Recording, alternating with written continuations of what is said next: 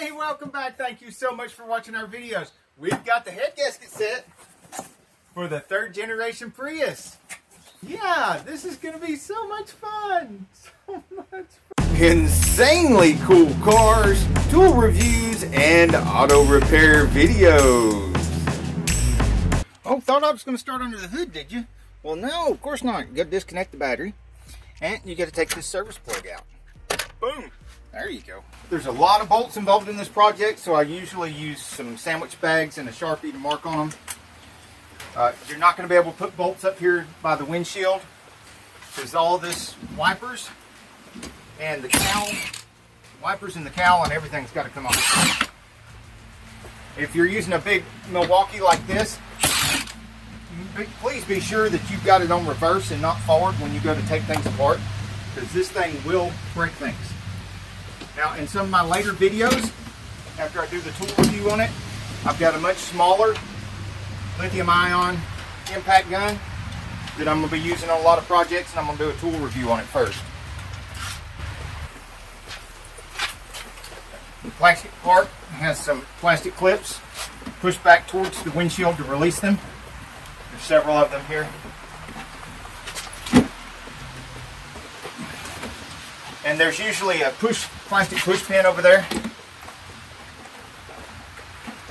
And then it's got to come down towards the engine to release it from the windshield. Don't lose the pieces from the ends.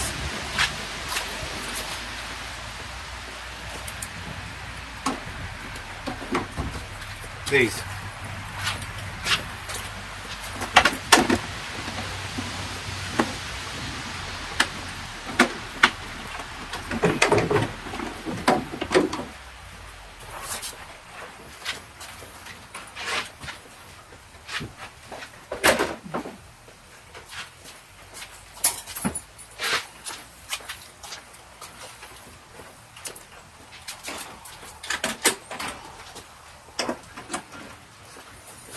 Next, the wiper motor's got to come out. It's 10 millimeter.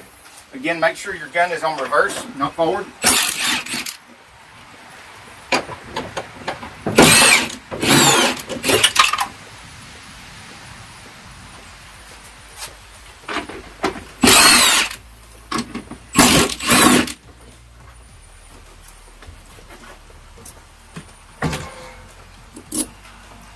There's 4 of these. It's slung one back there somewhere. All right, when you lift this, you got to pull it forward to release from this divot back here. You take the connector loose right here. There is a release back here that you got to press. And if it's held on here with wire ties like this one is, you have to cut the wire ties and put new wire ties back on it when you put it back together. If it's not held on by wire ties, if it's the original clips, then they go through right here, and they have a pinch point there. You can pinch them and pull them out. Go ahead and get the rest of these loose, because when we take the cowl out, we're going to need to have this harness loose. Go ahead and lay that outside the engine bay like that, so it's out of the way. And there's a bracket that helps hold this metal pan up. These are all 10 millimeter still.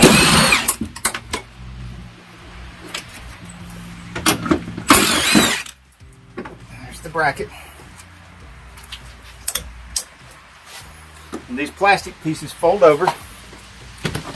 Be very careful with them, they're thin,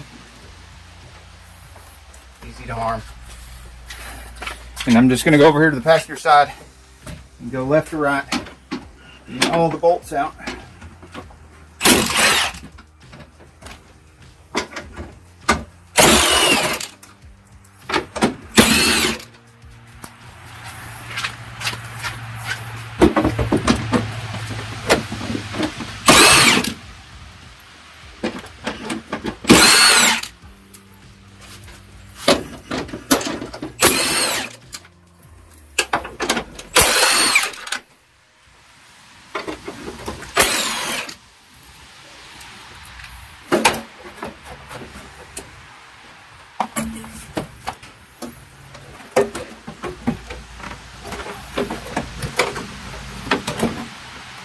There, and I counted 8 bolts.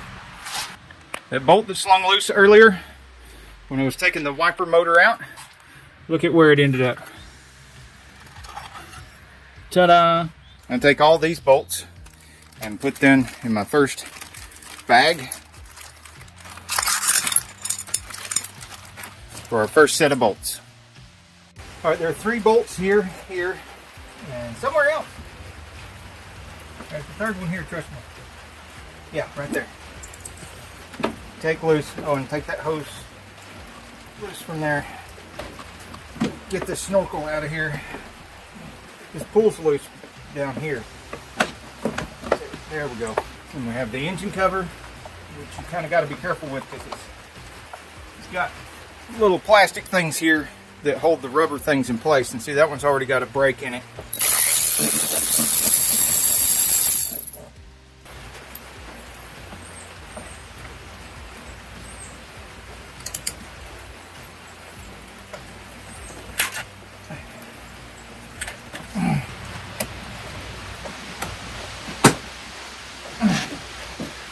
Okay, it's off the throttle body.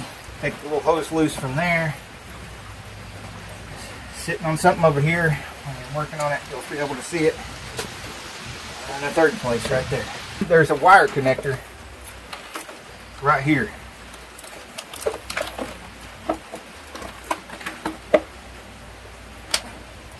There we go. Wire connector, air filter.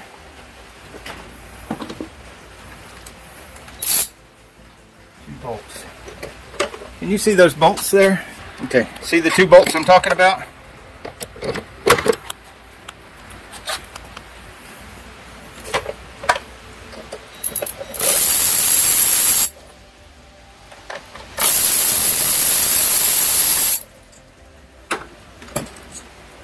I'm putting all 3 of these bolts in here.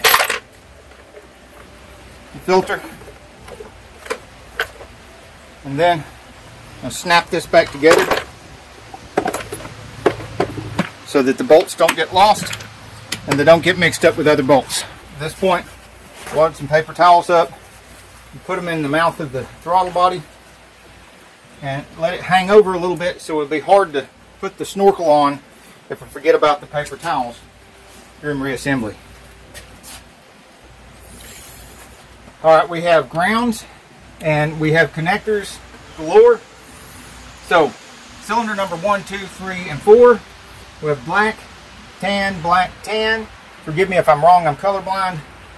So, but I'm not so colorblind that I can't tell that we need a silver Sharpie for the black one. Even though this black will not reach over here and this black will not reach over here. Well, this one might reach over here, but that one's not going to. So it makes it dummy proof. And these 2 would look really weird if you stretched them far enough to make them go in the wrong place. So with the silver, we mark the 1 and the 3. With the black, we mark the 2 and the 4.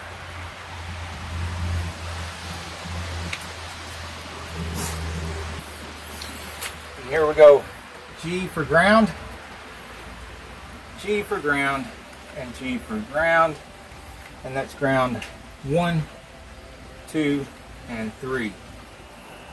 And then all we have to do is remember there's 3 grounds. In case unless we find a 4th one somewhere else.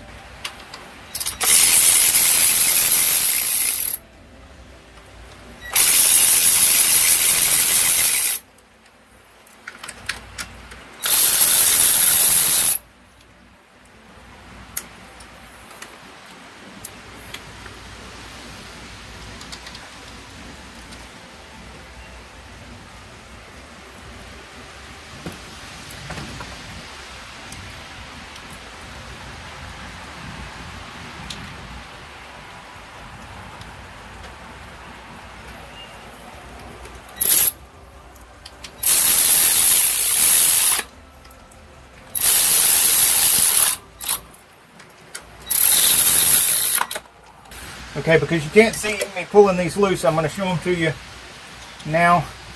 This wide one goes to the throttle body and the release is right here. This one goes to the water pump and the release is right here. It pushes, they both push in. This goes to, I think, the knock sensor. There's another pigtail takes it on down through there, so you can't see what it is, but I think it's the knock sensor. And it also pushes in right here.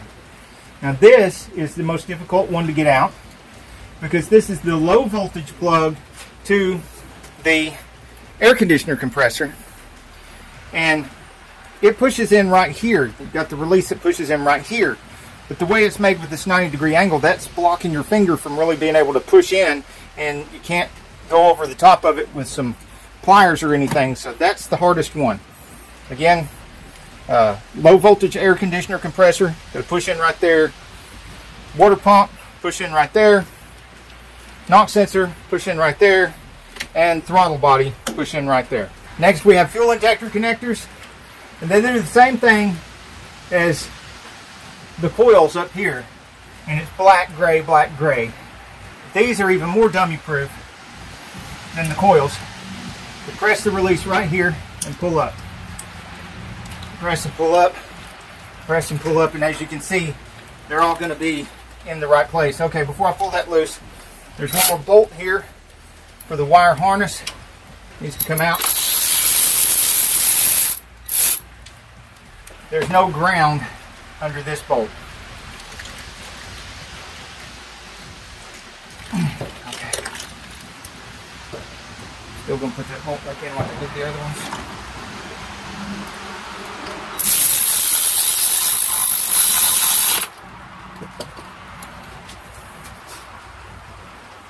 What you can't see that I'm doing with this Ryobi is I'm pulling the trigger a lot for that fast speed, and then I'm easing off of it right before it gets bottomed out. And you can go just a slight pull of the trigger. You can go really slow with this thing.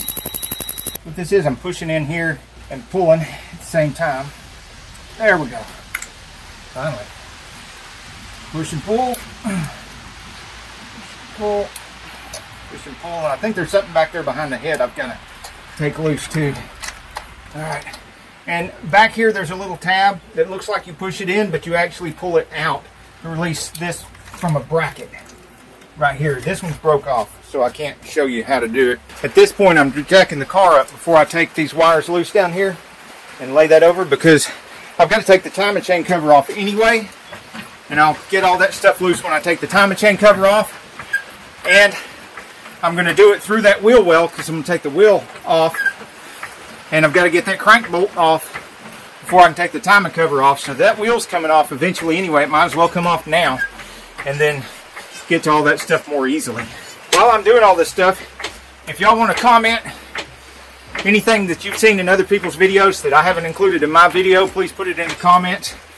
If you see things that I've included in my video that other people have skipped in their video, please put that in the comments too. And you don't have to wait and try to put everything in one comment.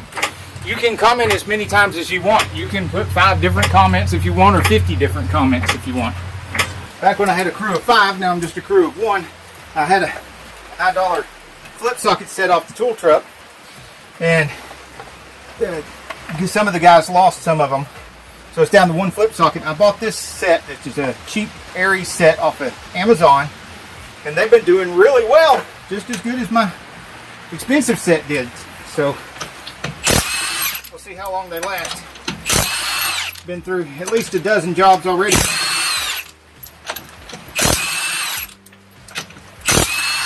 And these, unlike my other set, are thin-walled, so that I can really get down in these new wheels and tires. There's a lot of room in this, but not all vehicles have that much room. Alright, what you missed was not much. I laid up underneath the car, and from the bottom, I took these 3 connectors loose. This looks like the cam sensor, which means 12mm over here for this pipe. Back to the 10. Oh hell, there goes my 12.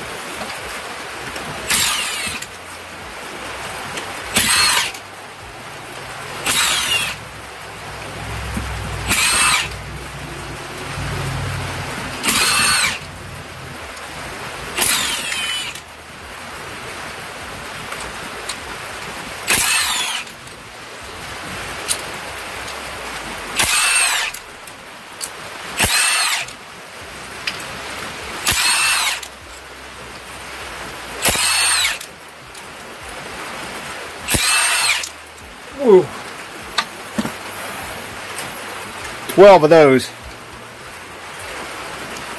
And there seems to be a big giant number 3 Phillips head screw right here holding another bracket.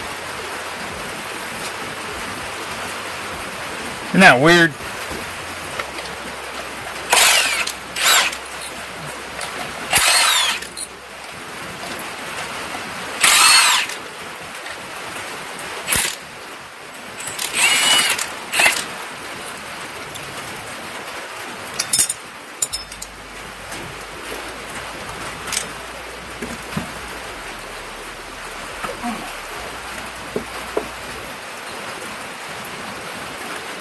Yes, I marked these.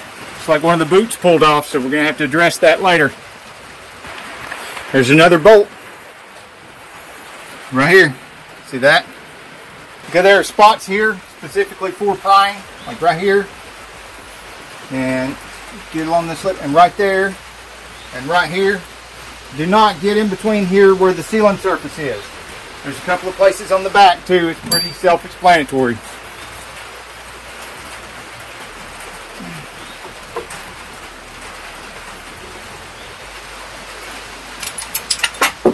I just dumped that bolt down all the way to the floor. Found it and my 12mm.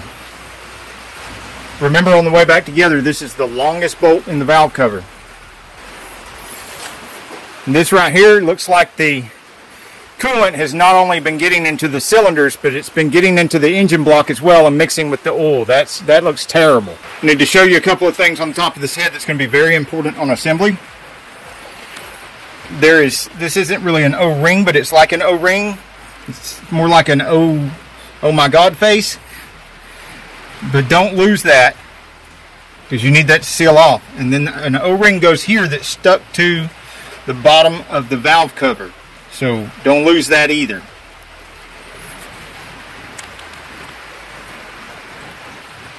This makes me wish I'd changed the oil a couple of times right before opening this. Oh, that is god-awful nasty. In the comments, on a scale of 1 to 10 of the nastiest engines you've seen, how nasty is this one? What number would you rate it?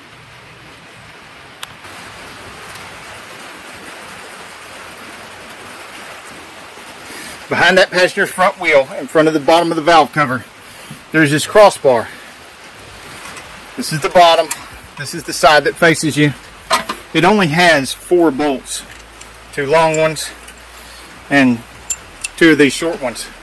So I like to take it out and get it out of the way. It gives me more room to work with the timing chain cover. If you was wondering how these Milwaukees do against crank bolts, well, this has even got an extension on it, which makes it harder. But no problem for the Milwaukee. Not a problem at all. Big honking crank bolts don't stand a chance. On the cams, it's good to have these at least close to being timed right before you take it apart. You see these lobes are at about a 45-degree angle, kind of facing each other. Not really straight on facing each other, but facing up about 45, facing up this way about 45, sort of towards each other. That lets you know that number 1 cylinder is on top dead center on the compression stroke. Now I'm to the point where there's not much more I can do without draining the coolant first. I like to use a big wide pan, because when you open that up, it's way down here. Let's see, can you see it? Like, get it down here where you can see. See it over there? And you open that up, it's going to hit that piece of frame rail. It's going to go wide and everywhere. Turns counterclockwise. See how it just spreads out everywhere? Don't forget to loosen your cap to let air go in so the coolant can go out faster. Another thing that's going to drip and drain a lot is the filter housing. 12mm on this one.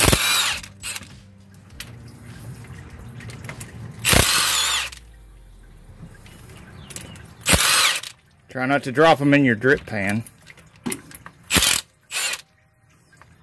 Okay, that last one I've not taken all the way out on purpose because I want to get these where they don't fall in the drip pan. Woo! And this isn't necessarily going to fall immediately out of there, but it could. You could take that bolt with it. All right, I got lucky.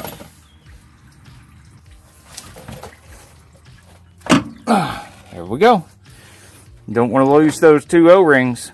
See those O-rings? Oh, turn that.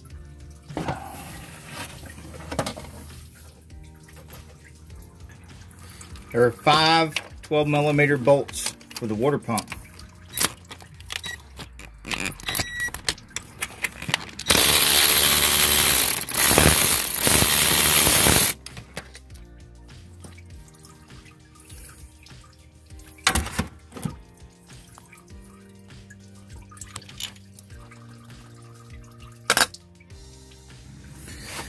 The bottom, or the 5th bolt, I reach in and get from the wheel well.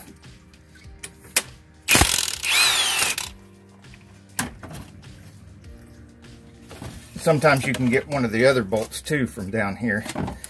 Let's find out.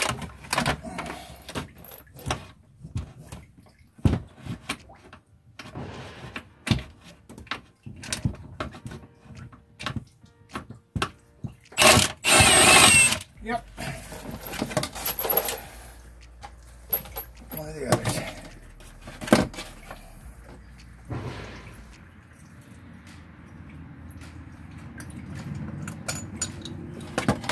Ta-da!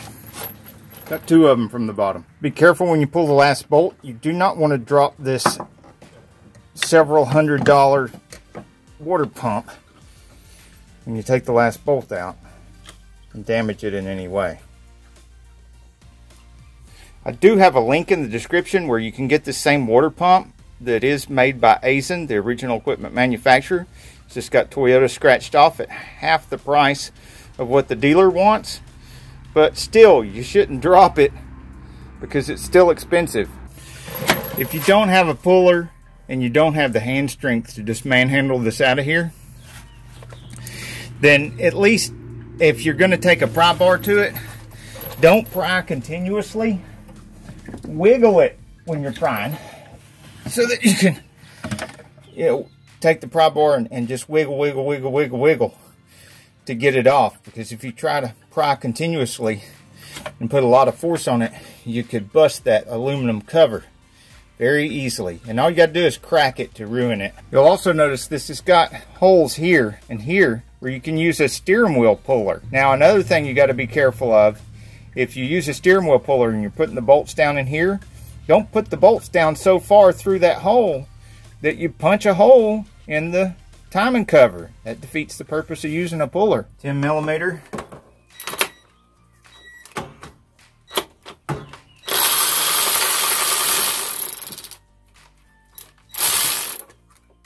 Oh, well, I'll have to get that in a minute. Probably down in there in the antifreeze.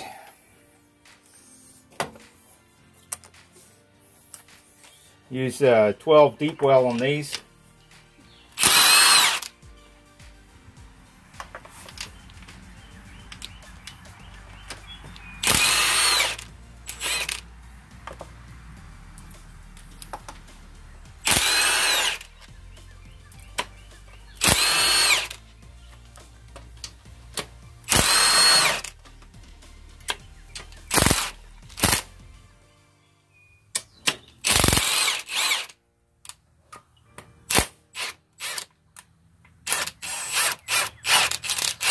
There we go.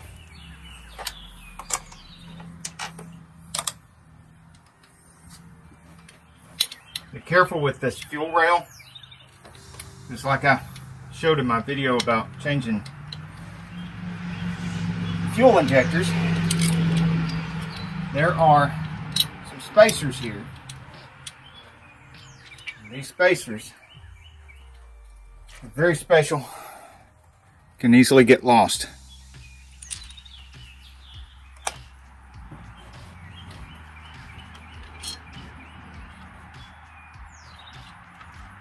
Then of course you've also got fuel injectors and fuel injector O-rings you need to keep up with. Let's finish getting the intake off. Alright. PVC valve is in here.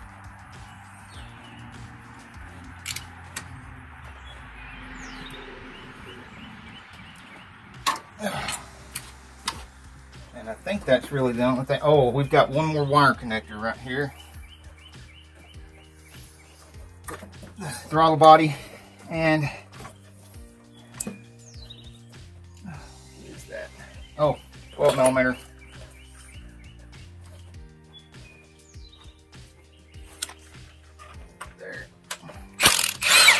There we go. It's a little short 12 millimeter. Don't lose that. And we've got 3 hoses here. Let's see if you can see them. All right, there we go. 3 hoses.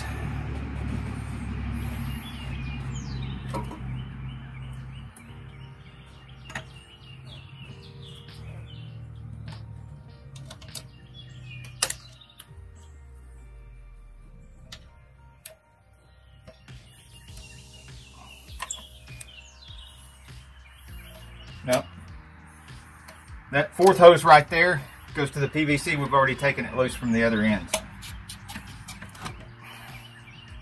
Alright, we're free. I'm going to show you how to clean this intake and the EGR stuff in a different video. Take a look how nasty the intake runners and the intake valves are.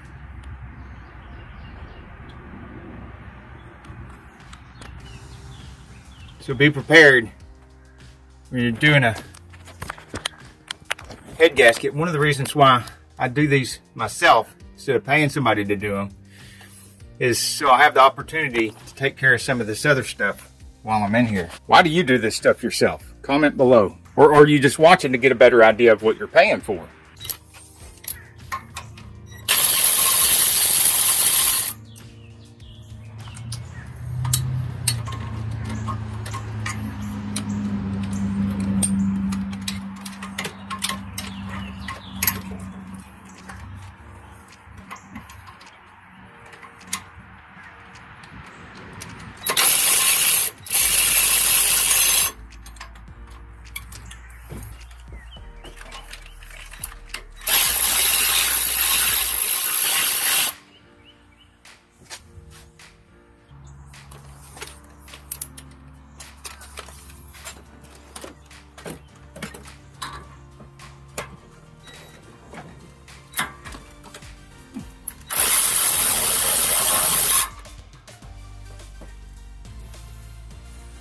There are 2 12 millimeter bolts back there on the EGR pipe.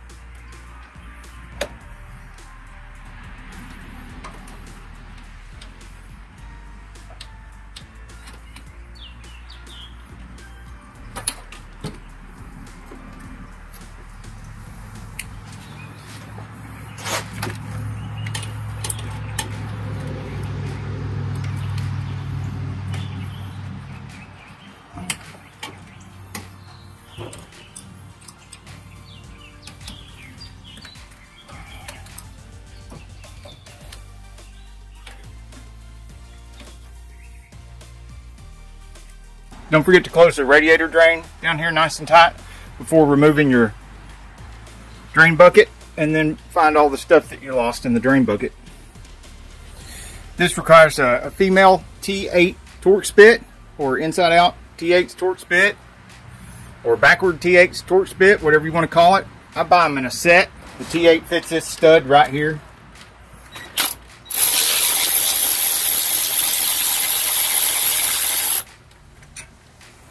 And that not only helps prepare your head for cleaning and stuff, but it makes taking that EGR valve off lots easier.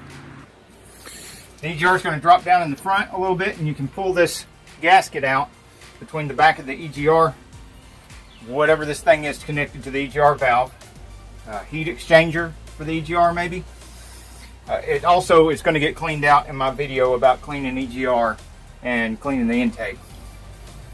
But try not to lose this, because your gasket kit may or may not come with one, or it may come with one that's not as good as this one. Point is, the front of the EGR is going to drop down, and that's going to try to fall out. And you can wiggle this around, and that helps you find the last bolt that's hidden down here, because you can see where the pivot point is, where the fulcrum is, and that's where the bolt's going to be. All right. You can see that the bolt is there, right down there, but you cannot see the bolt. So you just got to reach up under there and feel for it. I was wrong. It's a nut. It's 12 millimeter, and it is insane to get to.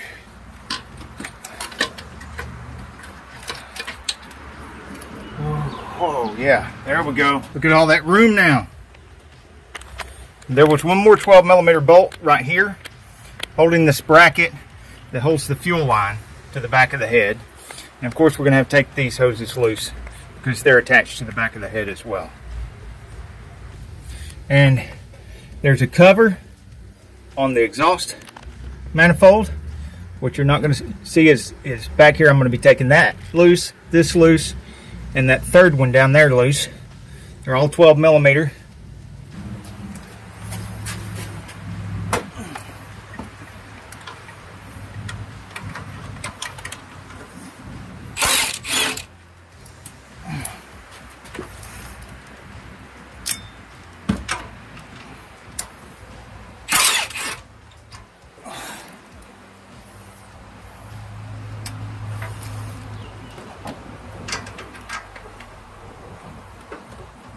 I have to use the ratchet wrench for the 12 millimeter ratchet wrench.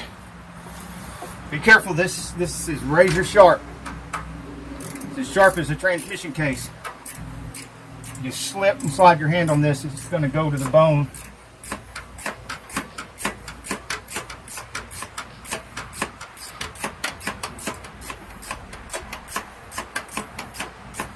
This is another good time to point out, don't do anything you see me do in these videos.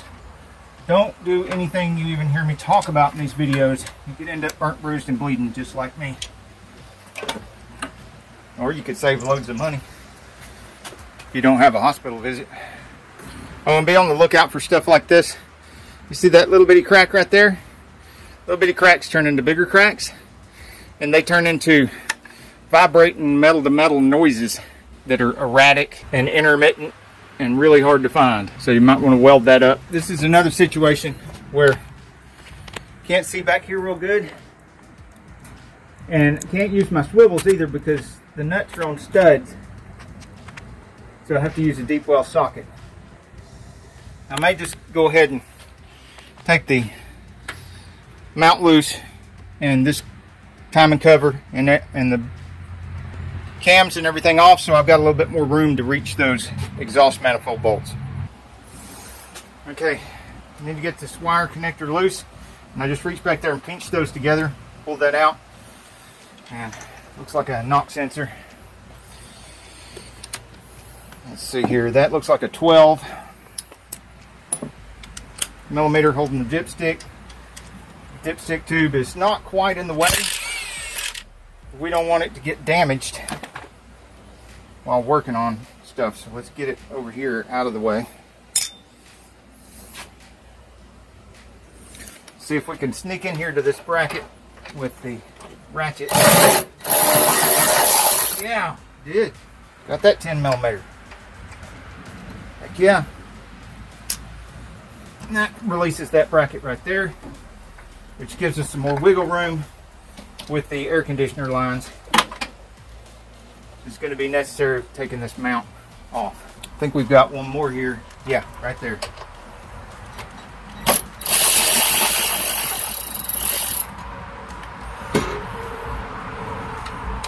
Okay, that's another bracket connected to the mount. And we got them loose now. And I'm going to bag up these bolts from the intake, the EGR, and fuel rail now, because those bolts that go to the mount here are going to go in with the timing cover and water pump bolts.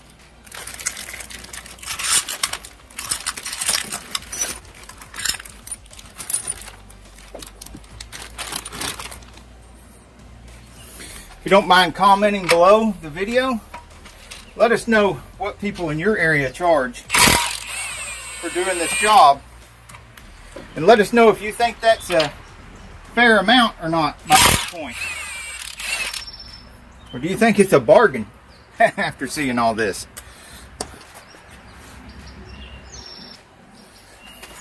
These are 17 millimeter. And of course, just like everything else, the Milwaukee brushless fuel that I'm using to make quick work of these is in the description of the video.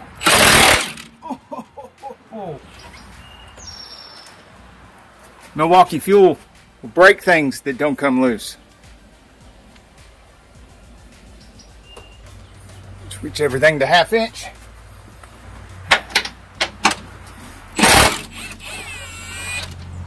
Yeah. Ta-da!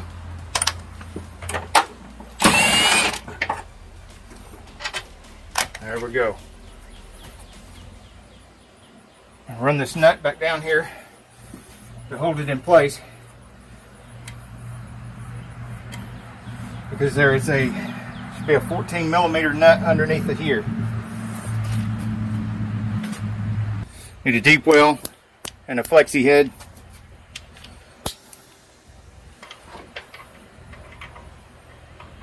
Just make sure I got that on backwards. Yeah.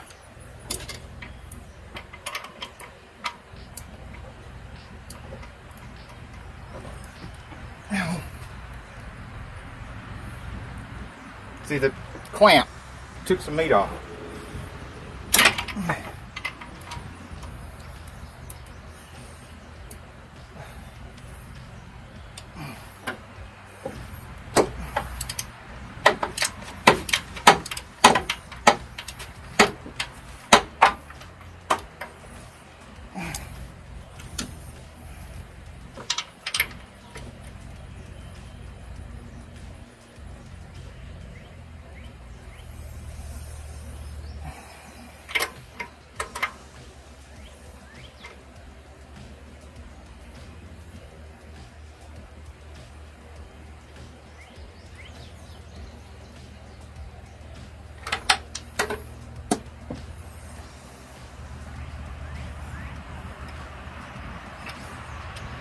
There we go.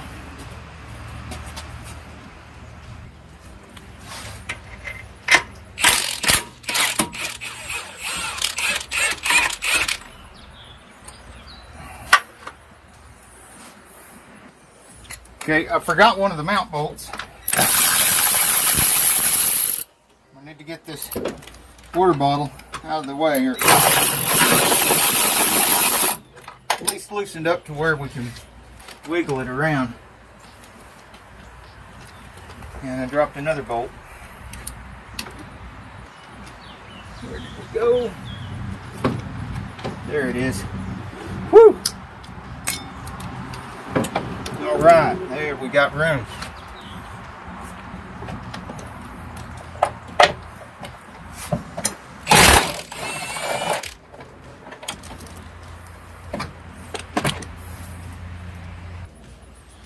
This stud is an 8 millimeter, 5/16. Ta-da!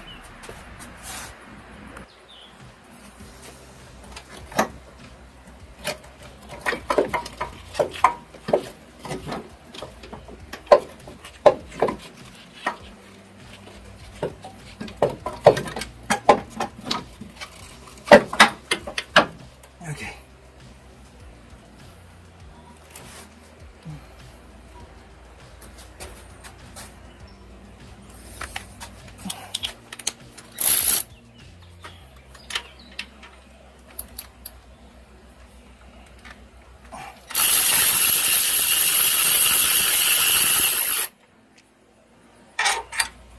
These are 14.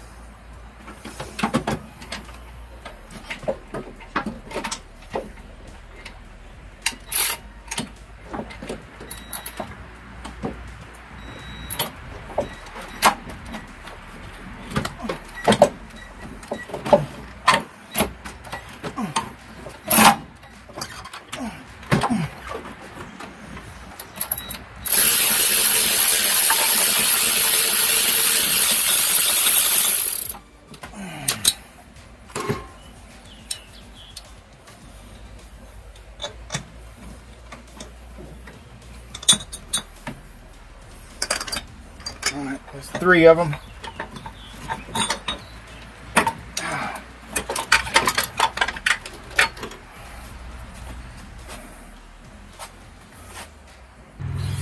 If you go ahead and get this little 10mm in the middle first, you won't forget it. Yeah, you won't forget this little 10mm in the middle if you get it first.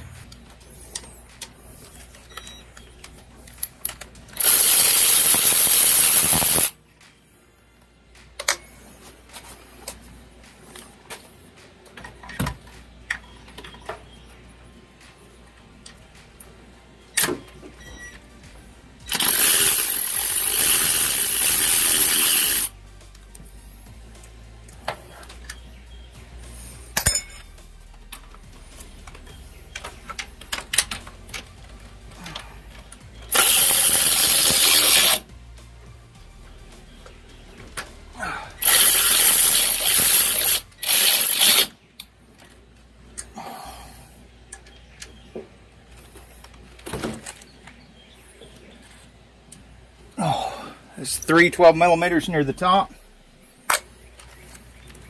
You see several 12mm down there near the bottom. Switching to the 14. Get these 14s here.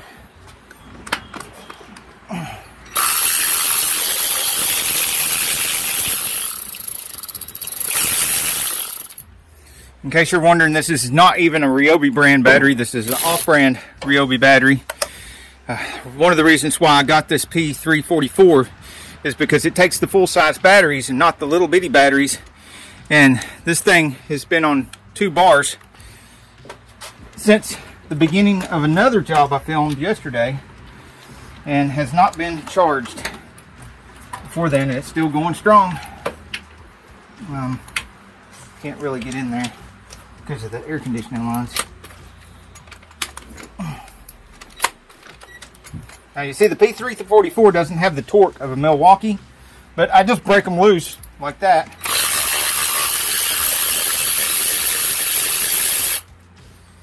And it's a lot less costly than the Milwaukee. And most of all, it has this head that pivots around. Isn't that neat? You can get that battery out of the way.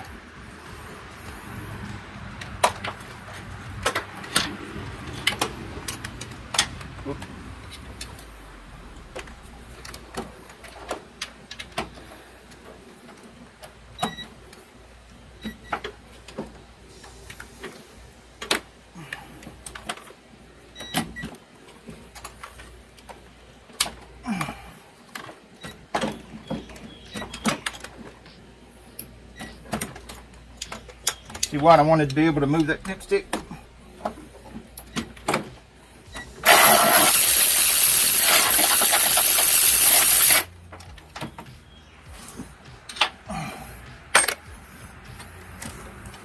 Try this again, see if I can approach that other bolt.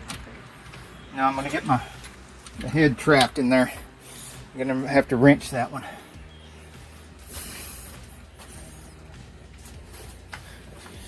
Another job for a ratchet wrench. Captain Ratchet Wrench to save the day.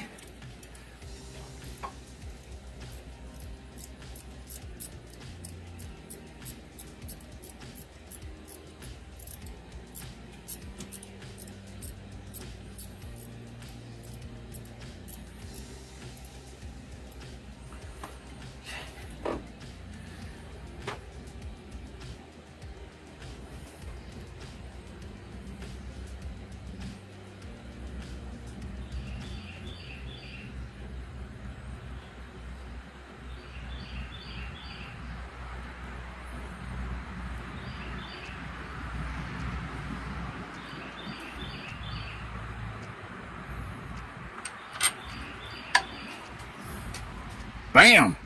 I spy with my little eye another 12.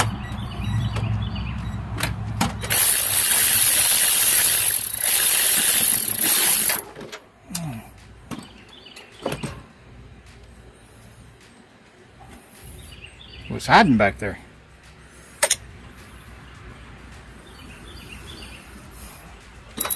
And another 12.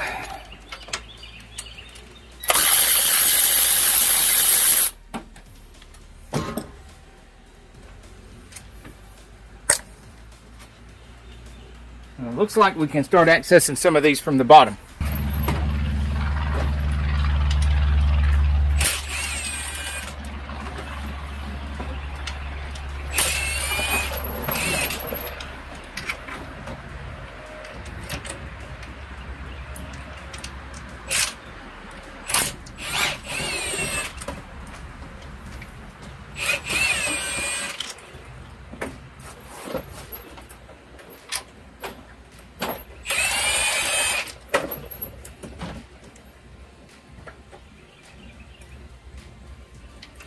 Get them all already? But I got 5 of them so far. There's one more right there. And I could get it from the bottom, but I can't see it from down there. I'm just gonna grab it from up here. Y'all don't mind if I hang out with you guys up here for a little while, do you? There we go.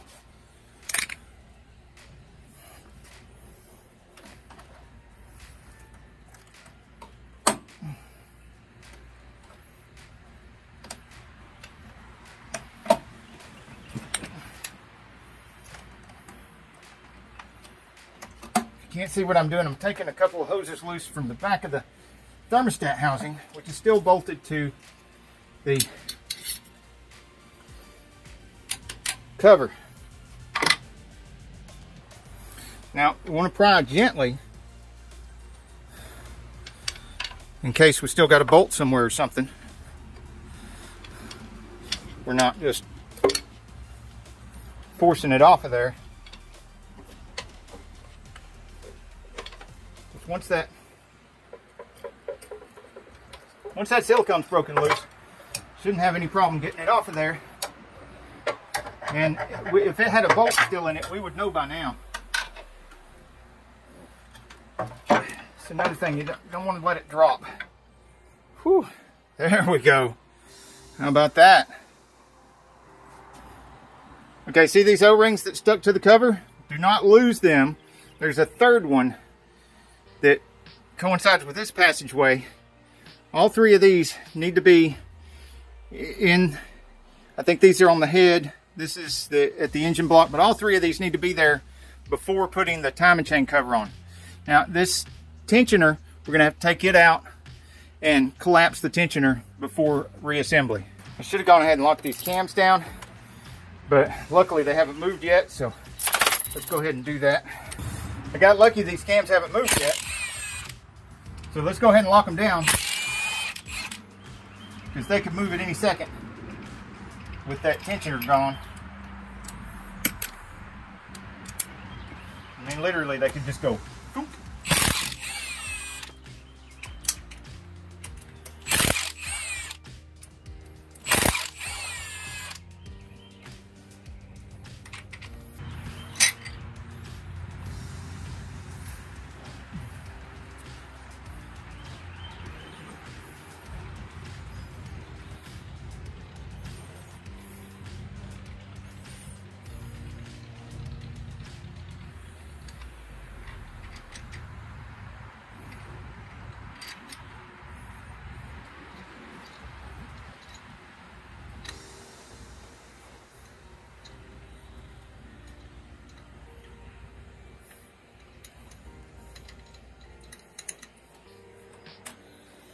Okay, never tighten any of these with the big Milwaukee. The Milwaukee is way too powerful, especially for like 10 millimeter headed bolts going into aluminum.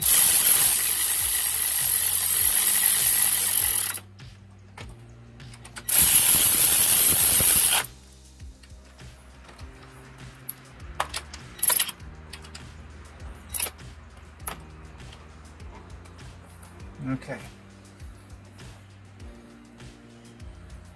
That should hold it.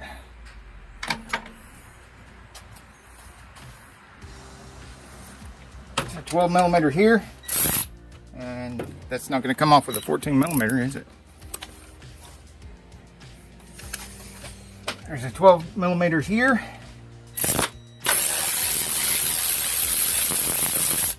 It's holding this guide. It's not really a tensioner, it's a guide to the head. And this one holds the guide to the engine block.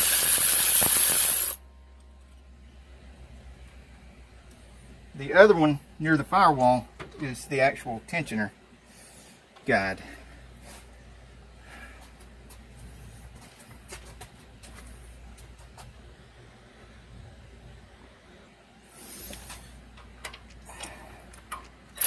Oh, those are 10s.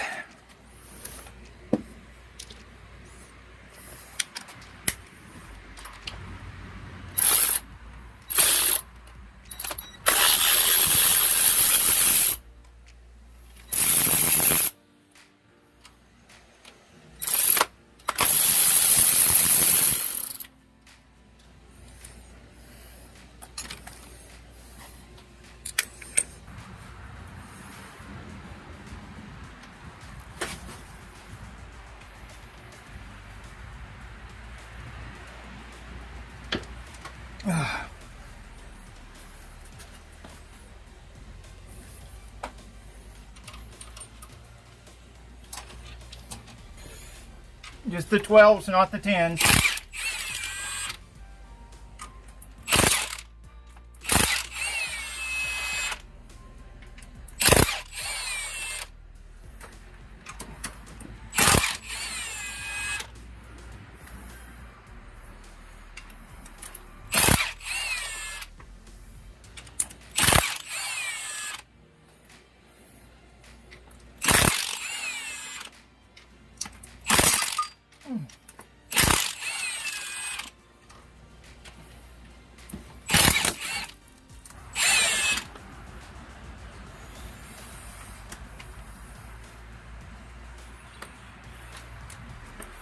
But there's a hidden bolt over here,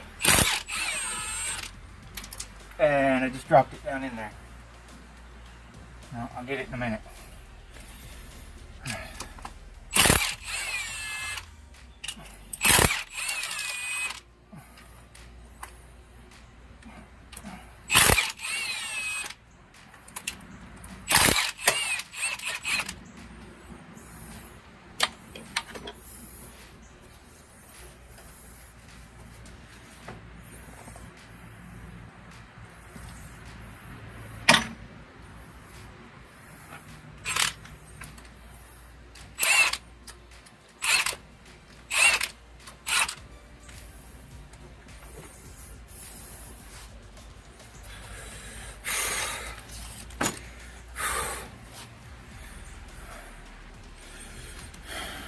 All right, all these timing cover bolts go right in here.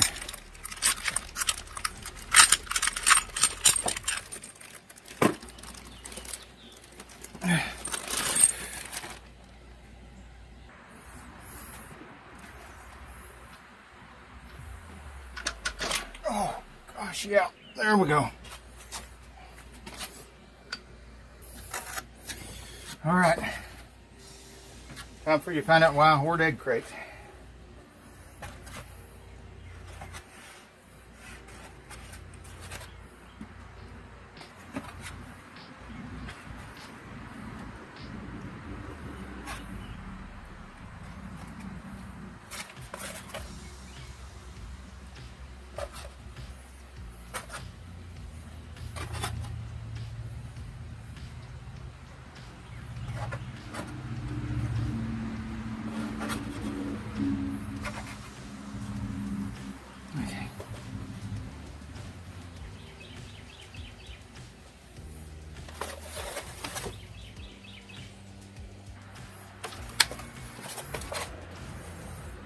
Okay, this is exhaust 1B, exhaust 1A, 1A, 1B on the exhaust. This is marked EX for exhaust back here. This is marked INT for intake, and that's intake 1A, intake 1B, and then the rest of the intake in the order in which they came off. So now I'm going to close this up so that they can't move around and put it in a safe place. We ain't out of the chicken coop yet. So let's see. There's little keepers that go on here. They go on the tip of each valve. Followers, keepers, whatever you want to call them. And do them exactly the same way. Whoops, that wasn't right. Skipped one. There we go. Can do these exactly the same way that I did the rocker arms.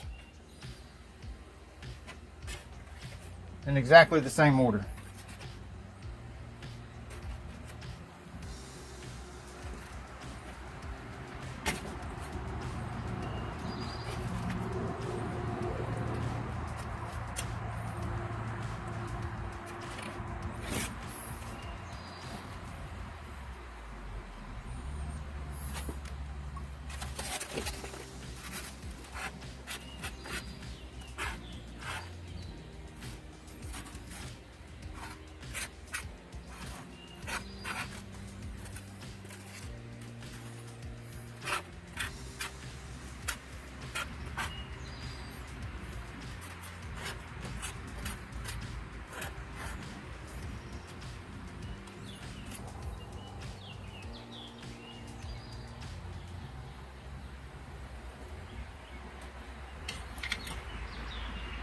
Let's see if we can get this exhaust manifold off of here.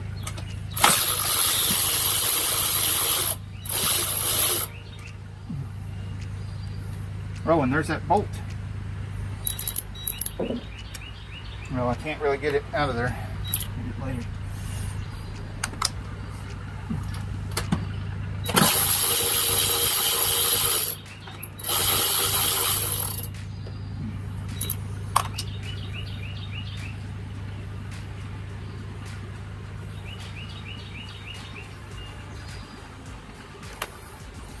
Still can't see them, I just got a feel for them.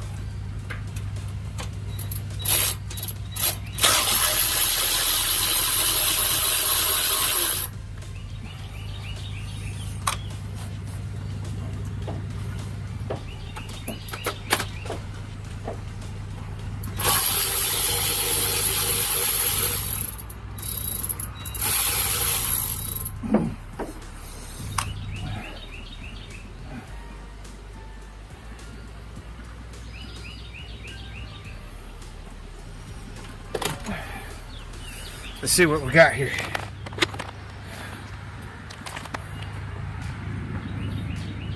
Okay, there's one.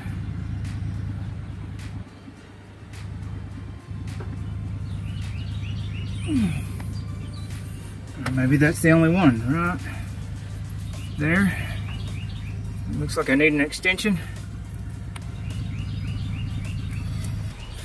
All right, let's see if this will work.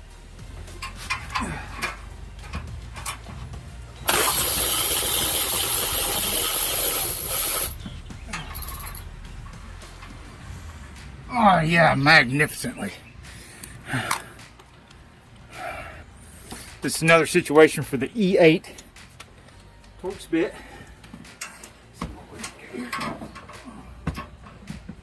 I can get these studs out.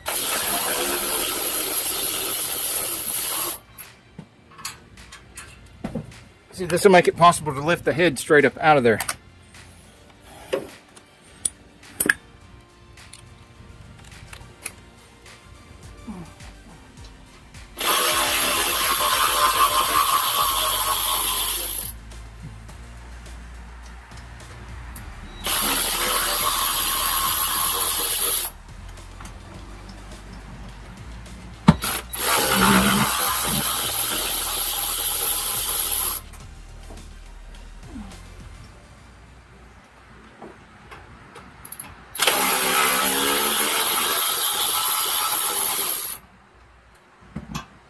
Oh yeah. Whew. There we go.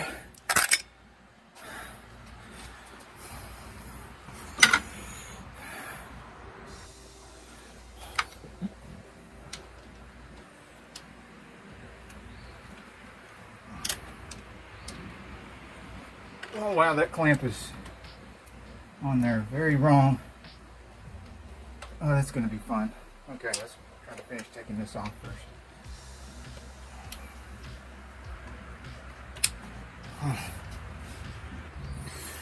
Alright, it's time to get serious now.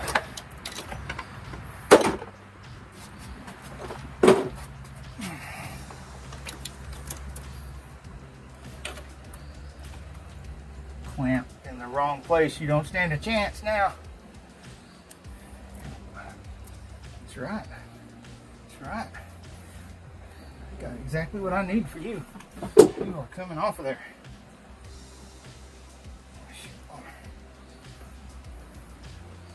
Alright. There we go. Now it's facing around where I can get to it. Alright. You can't get this hose away from the head until you can move this pipe. You can't move this pipe until you get that bolt loose. And another one down here that I can just touch with my finger, but you can't see it. See where my fingernail is? It's right there. Right, that's the bottom one.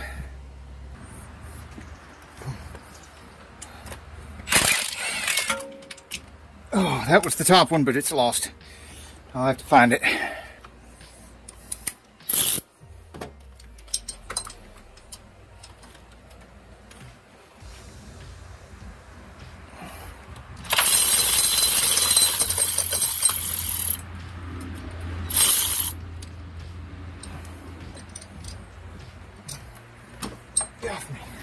This is part of a set of special Torx bits. They're like 12-point Torx bits for Volkswagens from back when I worked on a lot of Volkswagens. This is a M12, and this is a snap-on M12, and they do fit here. I think the special Prius head bolt tool has a different size than what this is, but I don't know because I always use my M12s from back in the Volkswagen days.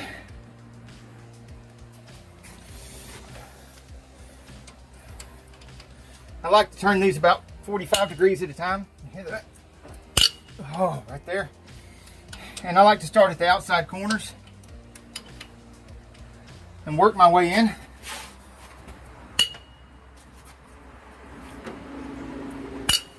Because loosening these too much at a time, you can warp the head.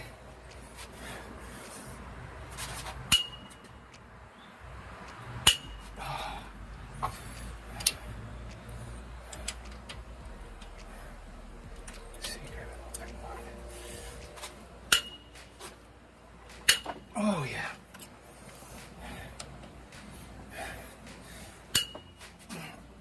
Oh, it ain't easy being greasy.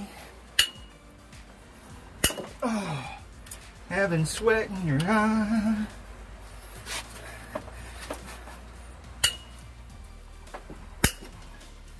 Oh, and smelling like a dirty old guy. Oh, did I already do that one? Get the balance. Oh, there we go.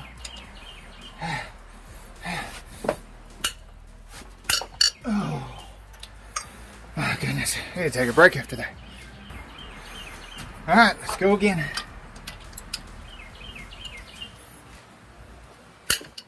About 45 degrees. 45 degrees. 45. I'm not going 90 because that one might be a little bit too much for him.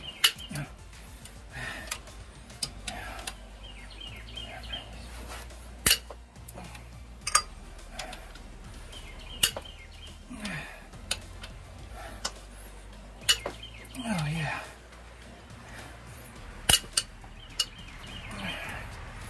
And then the two in the middle. Oh, they're crying.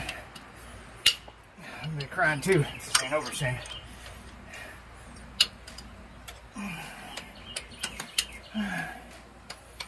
Oh, my back is crying. Can't you hear my vertebrae giving out?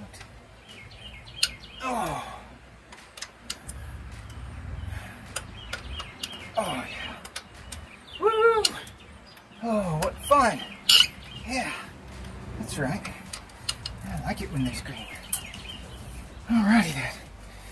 Now, they're all loose to the point where I can just spin them out of there.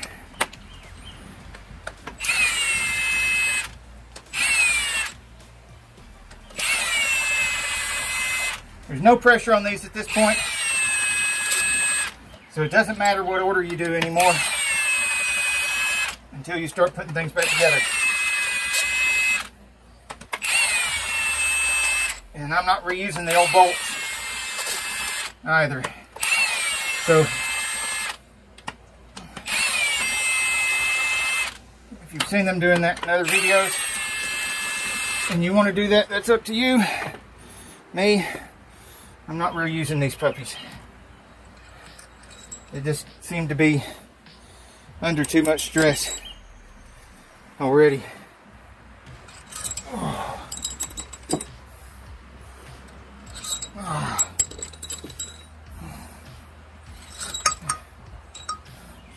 Too bad you guys can't smell this.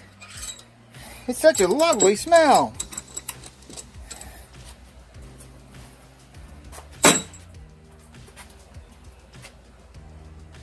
Time to magically remove all these tools. Okay, moment of truth, people. Will it come off? Is it gonna come off of there? Let's see. Oh yeah, yeah. It's loose from there. Oh yeah, that's gonna come off of there. Oh, here comes the real backbreaker though.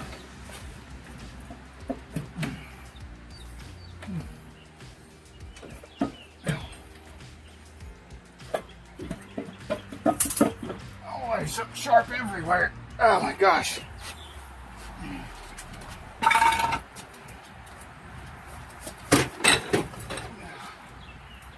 Woo! Holy moly! We did it!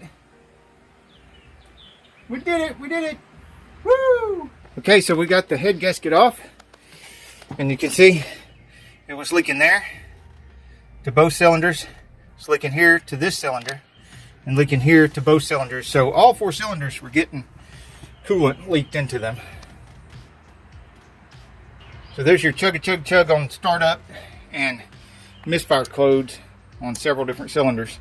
This one had misfire codes on cylinder 1, 2, and 3.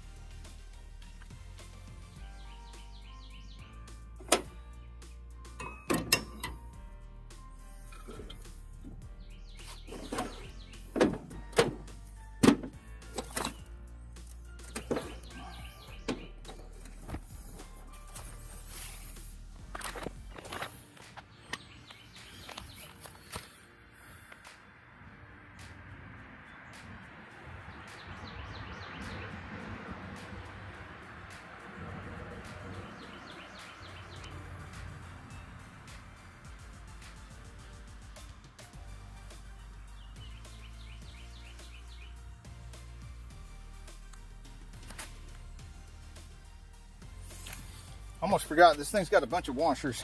One for every head bolt. Just need to get those out of there. See? When I do a head job, head gasket job, or a timing chain, or even a timing belt job, I always like to take the oil pan off. It's accessible, because you never know what you might find in there. That was after draining the oil. See, the oil drain doesn't go all the way to the bottom.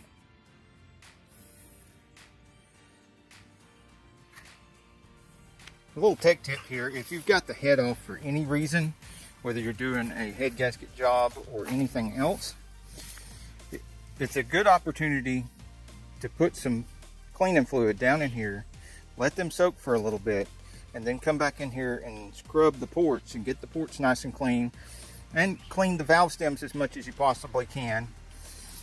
And at the same time, if you let it soak for about 30 minutes before you start your cleaning, not only will it soften everything up, make it a lot easier to clean, but then you can come back here and look at the valves and see if anything's leaking out. If anything's leaking out, you're going to need a valve job.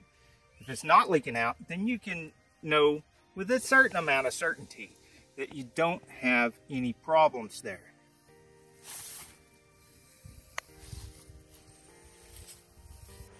Don't forget to take a straight edge and check your head for warpage after you're finished cleaning the surface. And you do need to clean the surface before you check with a straight edge. We're going to flatten this thing out. Now I prefer to do this on a clean flat surface. This is maybe flat, we got to check it, but we got to clean it first. And for that, I'm using some of these magic paper towels. And you only need a little bit, because what you do with these is you wad a little piece up and put it right in the middle of the nasty surface. And you set it on fire. And then you say the magic word. Wait, you got to have it really on fire. There you go. Say the magic word, intake friend! Wow, magic is so much easier than hard work. Wait, oh man, I should have saved today's magic for flattening out the head. Well, let's do this the hard way.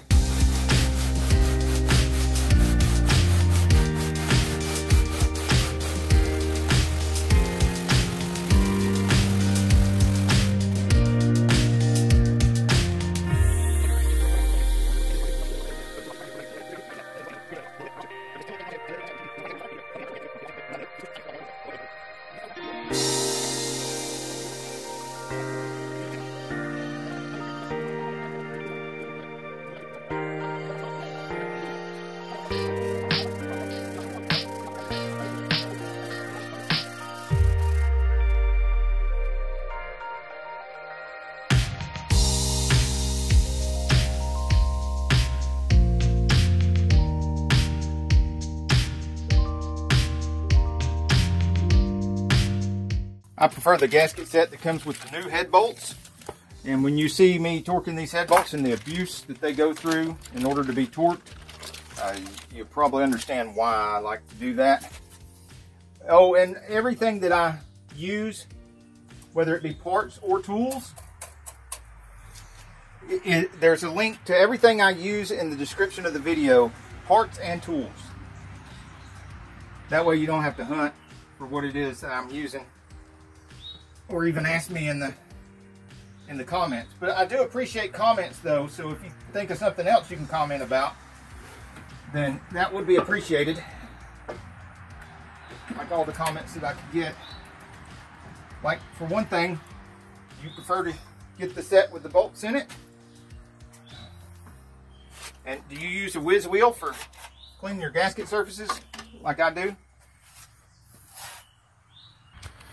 Oh, and I cleaned these intake ports by hand. And look how good they turned out.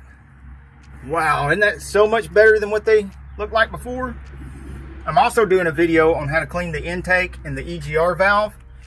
And it's not much use in cleaning the intake if you don't clean these intake ports and your intake valves. And these come in a nice organized box. But they do not come with the washers, so I hope you saved your washers. I know I did. Make sure you put a washer on every bolt that you put in here. I like to put a tiny bit of spray lube, oil, assembly lube, assembly gel, something on the threads of the head bolts before I go to put them in. I don't have any scientific evidence to back it up, but I just feel like a little bit of lube on the threads like that makes the bolts torque down more evenly, more consistently from one bolt to another. But you don't have one dragging more than the other because they're all got the same amount of, the same type of lube on the threads. Now, I don't know if you noticed this, but I am putting the original washer on every bolt before I put it in. So make sure you don't forget to put the original washers back on there.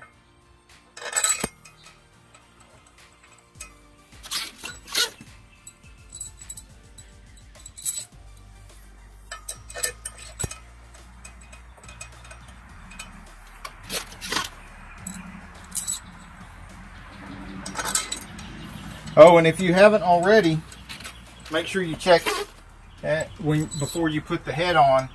Make sure you check that you have both dowel pins. If you don't, you probably notice because one end of the head or the other will be wandering around and hard to get lined up with a missing dowel pin. But you need both those dowel pins. There's almost always two on every job, 2 dowel pins. Whether it be installing a head, installing a transmission, whatever. I have these 12-point Torx bit things from back in my Volkswagen days. And they just happen to be the same size. And I happen to have 2 different ones of them because, you know, I had part of a set. This one was an individual from Snap-on. And then I bought this whole set of different sizes. And this one has to be really for running this down. This is going to be more like doing that. We'll see. The most I'll this. It's going to be fine. Fine. Okay, got to go to the gym. You got to eat your Oh, yeah. If there is not a link in the description of the video, please let me know in the comments that my link is missing or broken. Okay, we're going to go 1, 2, 3, 4, 5, 6, 7, 8, 9, and 10. 1, 2, 3, 4, 5, 6, 7, 8, 9, and 10. And we're going to start out 36 foot-pounds. Alright, I'm sorry, but I know it's newer and I know it's probably better, but I'm having trust issues with that click-top torque wrench. And this is what I'm used to and what I have decades of experience with. So I just like to be able to see and feel my old school torque wrench. I like to see how much torque I'm coming up on as I come up on it. Not unknown, unknown, unknown, and then suddenly bam, there it is. There we go.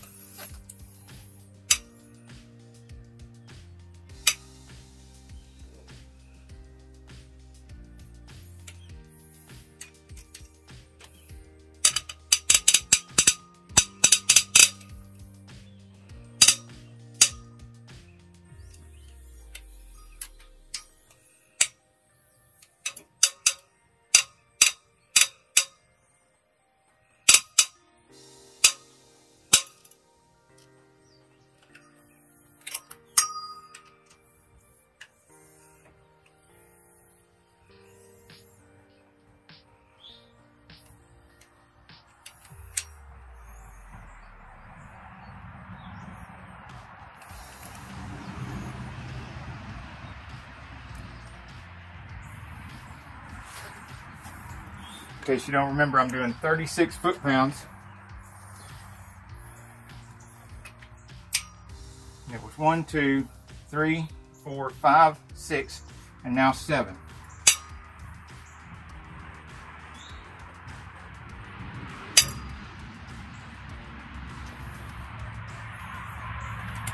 And this is number 8 over here.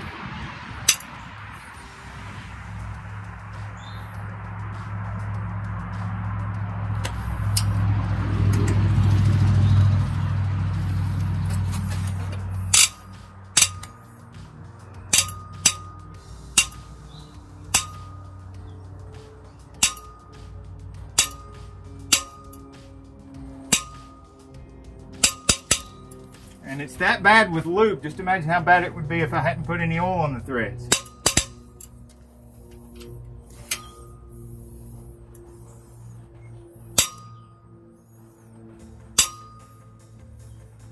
Okay, that's good. And 10. It's right there. All right, let's double check them. Make sure they're all still at 36.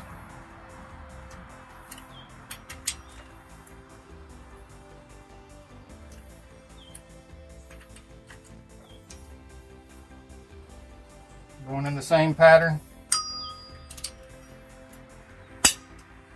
Ah, there we go. Got a little bit more out of that one. And that one.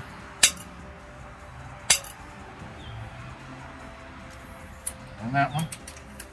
Well, that's always good to go over them again. We're still just doing 36.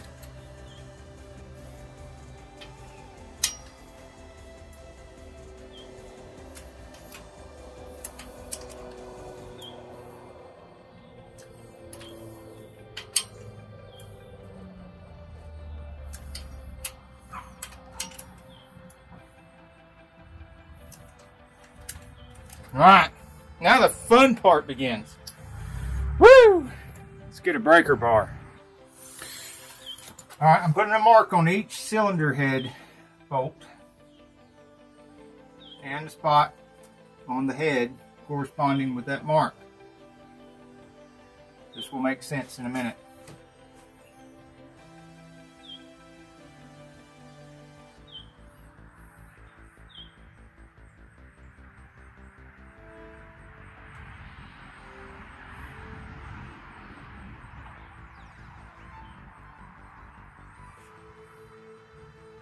These in the front, I'm lining up with the web right there.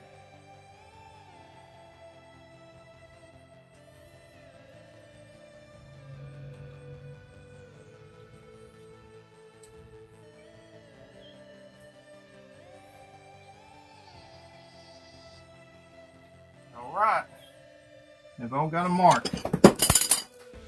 Now I'm throwing tools in the floor. Whew. Alright, just going to get a little back braking. Need to tighten each one of them in the same sequence. But we're first going to tighten them 90 degrees. Then we're going to go another 45 degrees.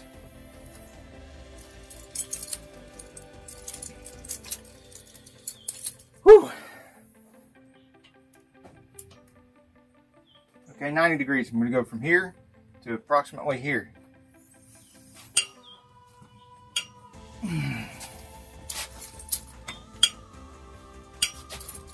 Okay, it's about 90, and the mark looks like it moved about 90, maybe a teeny bit more.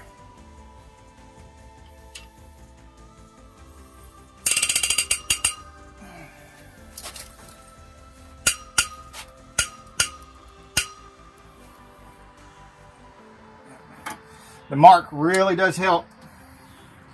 You look at that mark. I'm thinking these are exactly the same size, but this one seems to fit a little bit tighter than this one. This one I bought years before I bought this one, and this one's got quite a bit more wear on it. So even though it's a nice snap-on, I'm going back to the other one that's part of my set that I bought. They're both really old, but this one just a lot tighter. All right. Bolt number 3, 90 degrees.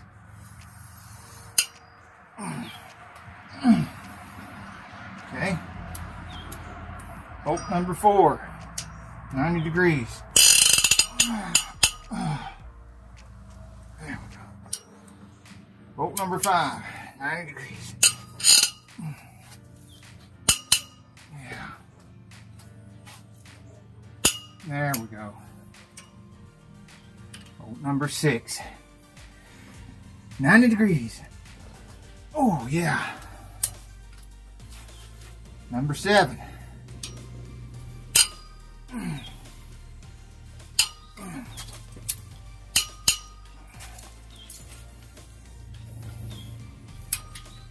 Number 8.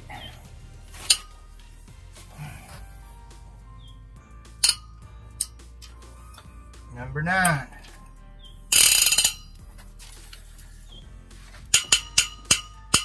Oh.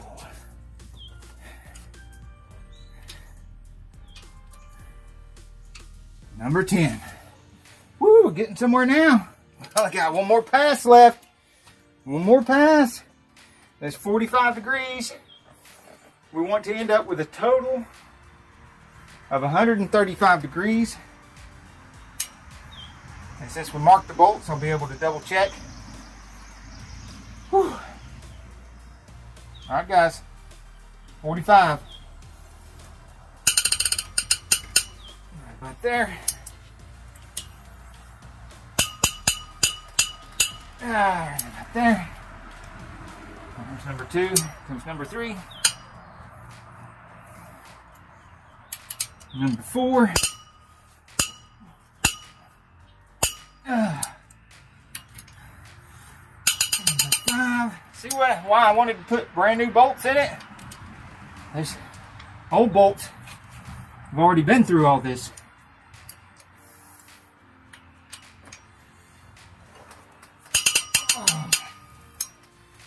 I think a bolt, you'll only have to go through this once in its lifetime. There we go. Number 9. 45 degrees. There we go.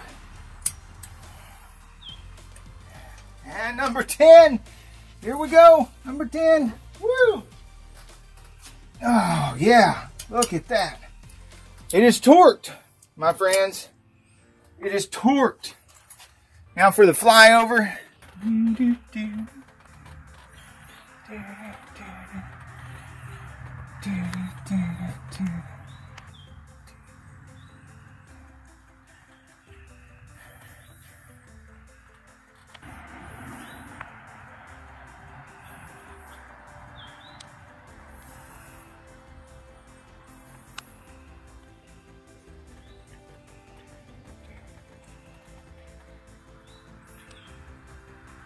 Just to make sure you've got a really good look at which ones are which, it is 1, 2, 3, 4, 5, 6, 7, 8, 9, and 10.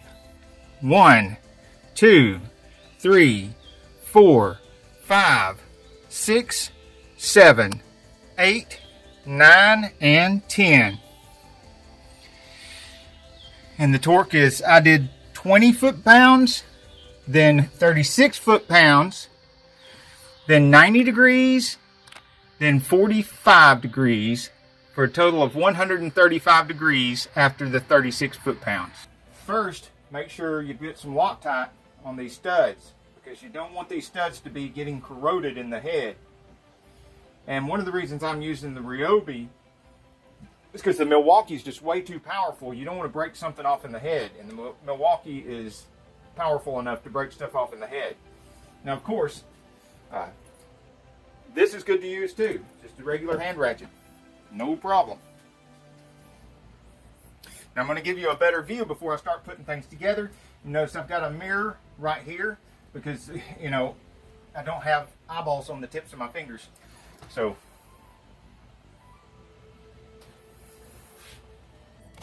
okay, hopefully right here you guys have a better view than I do.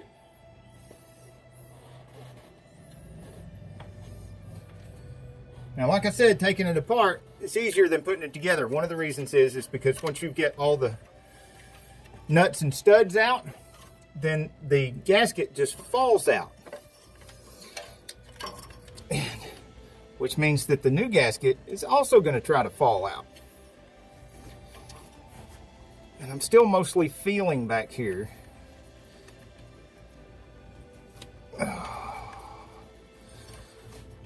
Because I can kind of see through my mirror. I can see the manifold, but I can't see what I'm doing with the gasket. Gotta get a stud here.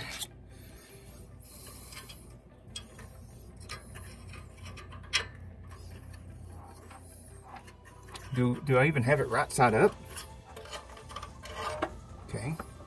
Yeah, looks like it's right side up. Well, I had it in there right side up.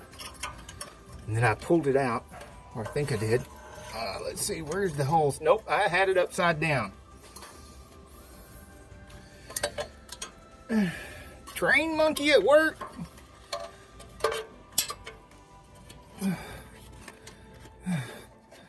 Oh. Monkey install gasket. Grease monkey like tools. Grease monkey like shiny tools.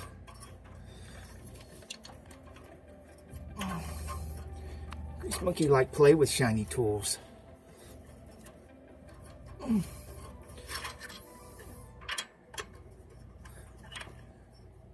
Okay.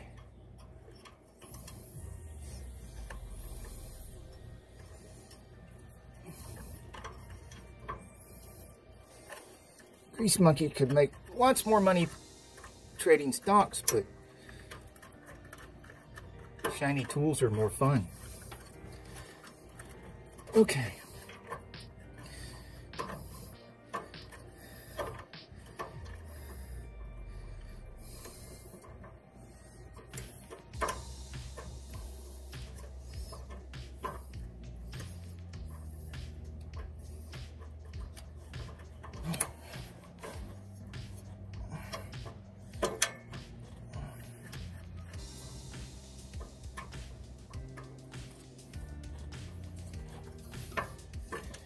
Okay guys, am I anywhere near the right spot? Because it doesn't seem like it. Oh. Got to get a better look at this.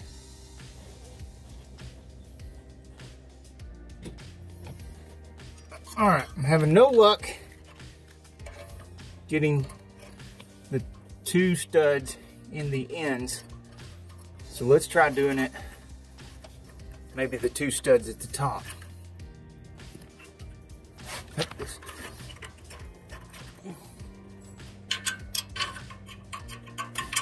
See what I mean by it dropping out of there? It just has no problem dropping out of there. Falling right out. Getting it to go in, now that is a different story.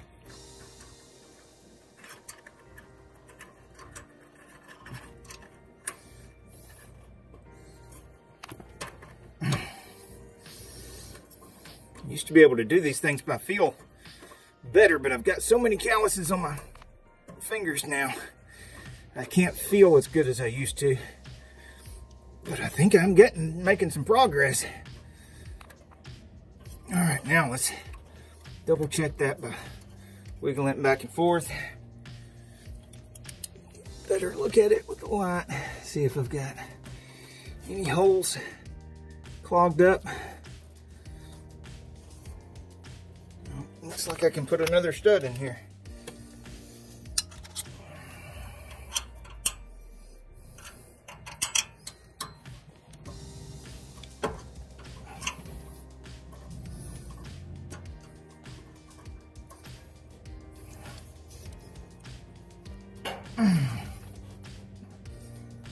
Okay. That one started.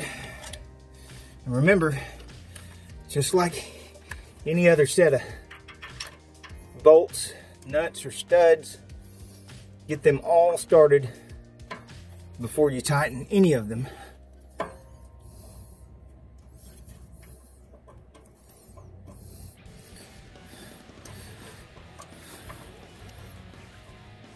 you need to be able to move stuff around while you're getting stuff started.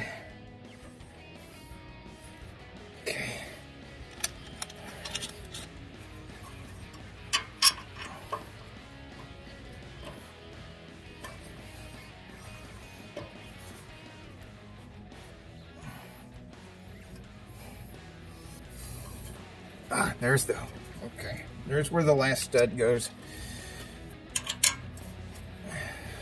So I can only see so much in this mirror, and you may be able to see what I'm trying to do here, but I can't see what I'm trying to do. I'm just feeling in the dark. I'm looking at this with my mind's eye. Now I've got the runners in my way. It's really difficult to turn this.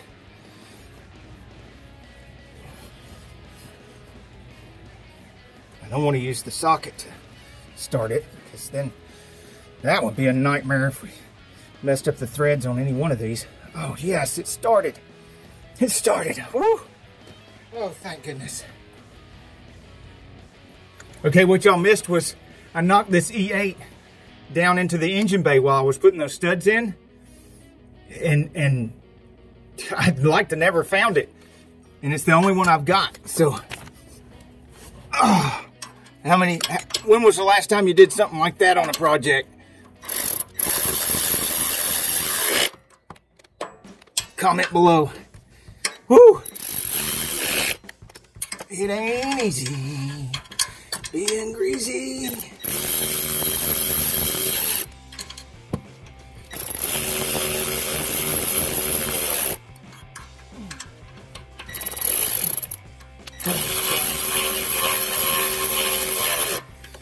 That makes this go so much faster. Alright, now I gotta get the nuts on here, get them started good. In case you were wondering, that's the Ryobi 344 that I'm using. And there is a link in the description of everything I use in every video that I make. Well, most everything I use. There are some things that I just can't find a link to. Every once in a while, I get something at some place like Harbor Freight, which has a lot of junk, but they also have a few good things as well. And I'll just tell you, you know, if it's a Harbor Freight thing and it's good, I'll just tell you, just go to Harbor Freight and get it. But this Ryobi 344 is not nearly as powerful as the Milwaukee, but it's like half or a third of the price. I think it's closer to half of the price.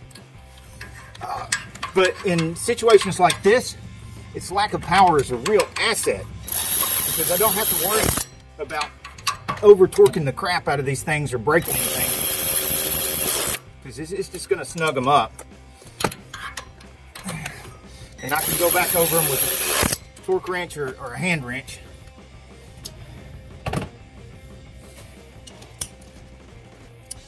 I meant to say a torque wrench or a hand ratchet.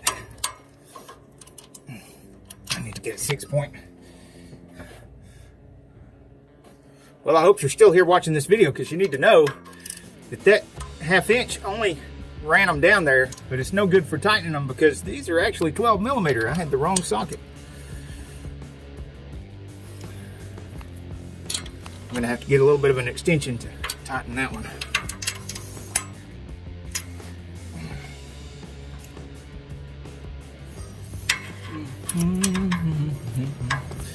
There's a 3-inch extension, makes it just enough to get past that runner.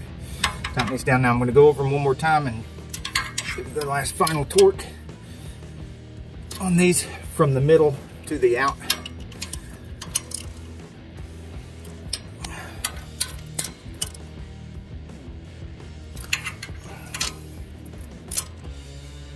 Alright, that ought to be good. 1, 2, 3, 4, 5. I didn't get all of them.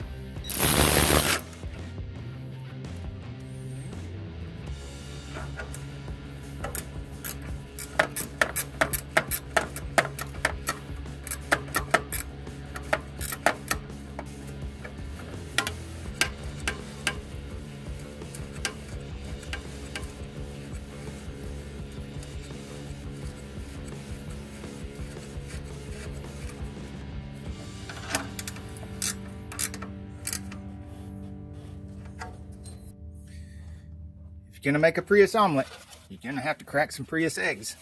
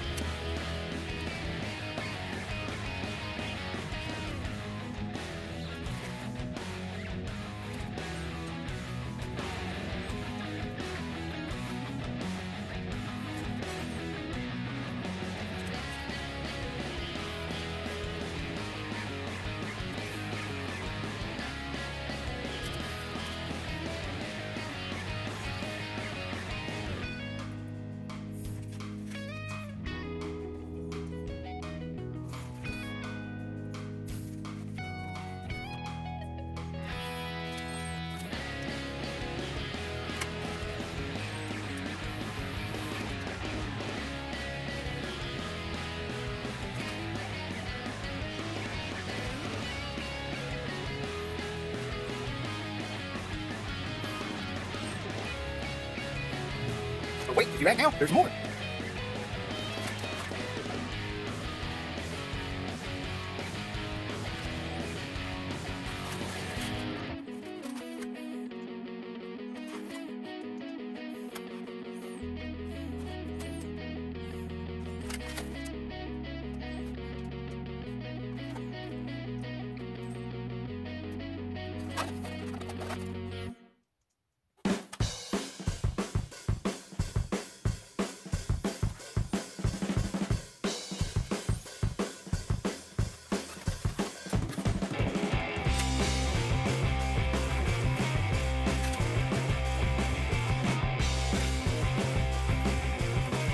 Now Toyota has designed this to use RTV silicone here as a sealer, and normally I have no problem with that. But this has oil feed holes here and here and here, and traditionally I don't use RTV around anything that has pressure. Make sure you have both dowel pins in place.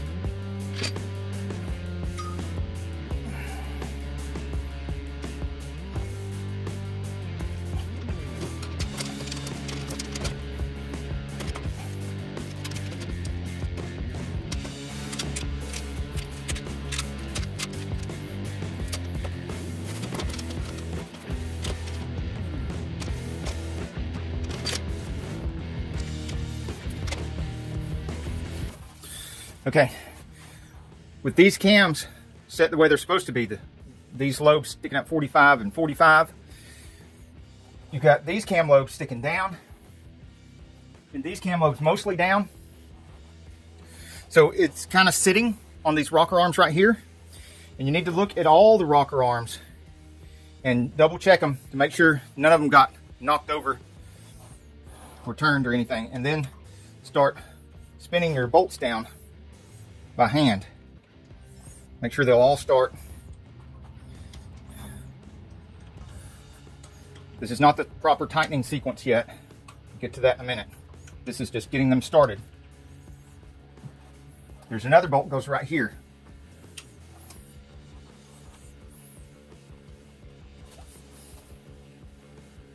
And it's shorter than the others.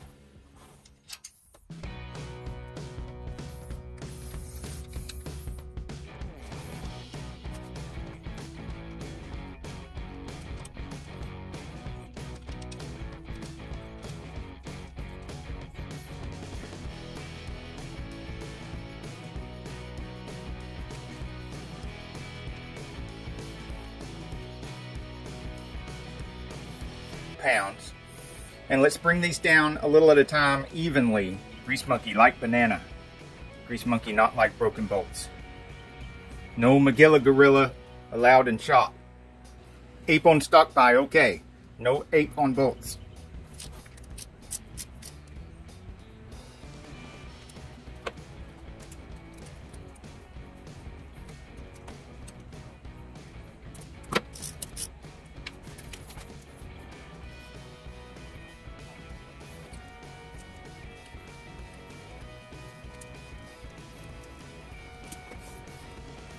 Can you see that mark?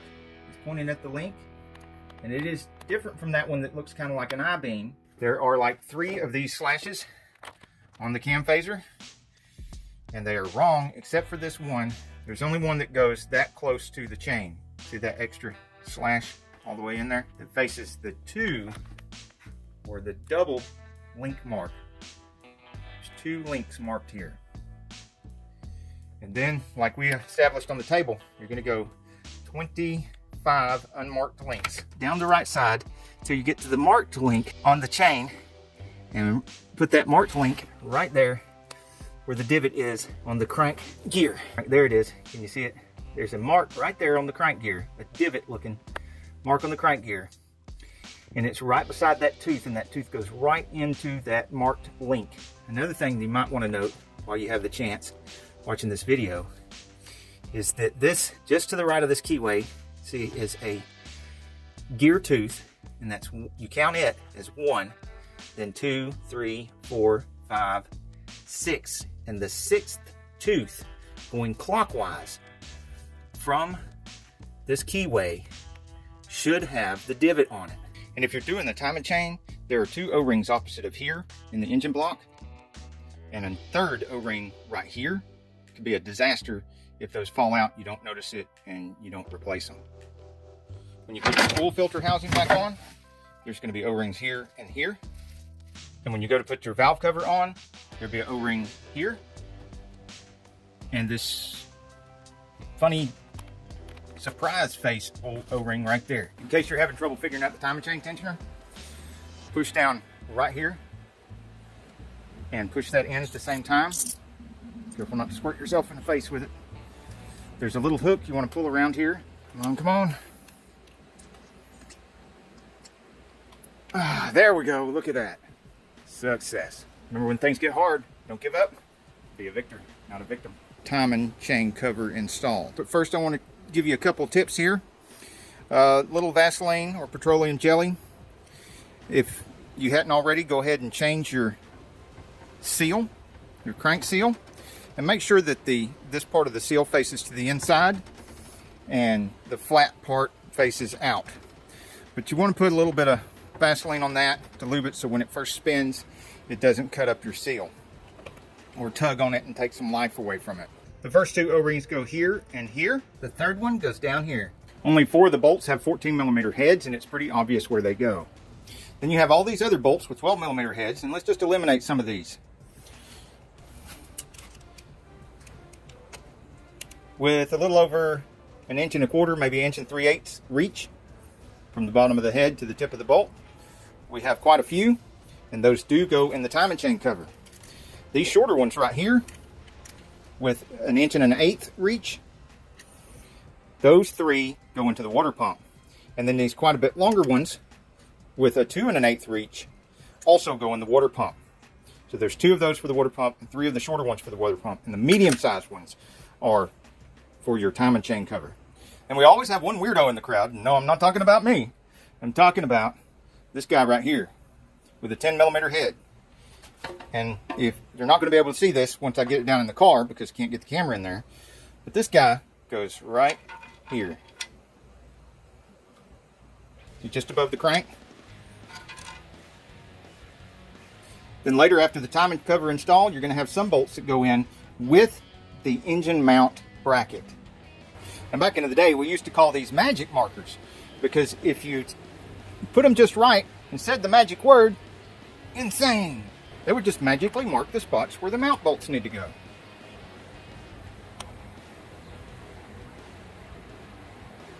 There are 6 spots on the 1.8 liter 2ZR that need a little extra gasket material.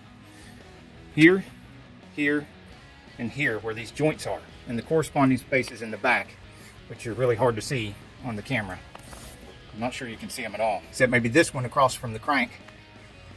So there's one in the back and one in the front, across from where the crank is.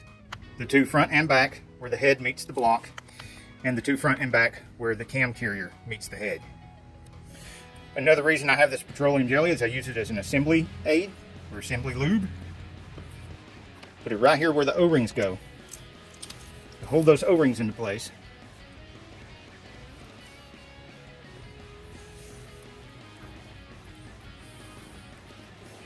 Kind of got to be double jointed to do this.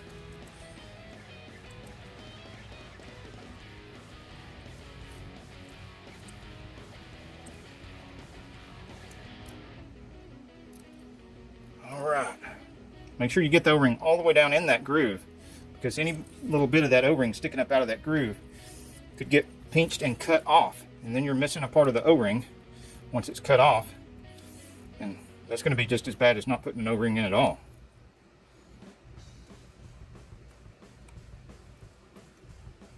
When you're looking at the engine and you're putting the O-ring that goes down here, let me be clear, you don't stick it in right here on the cover and expect it to stay. There's a groove in the engine, and you stick it down in the groove in the engine. It's just really hard to get the camera down there to show you. But what I can show you is that the space where it goes is so very close to the sealing surface that you have to be careful not to get any of your assembly lube or petroleum jelly, whatever you're using, on the gasket surface, because then your gasket material is not going to stick to it.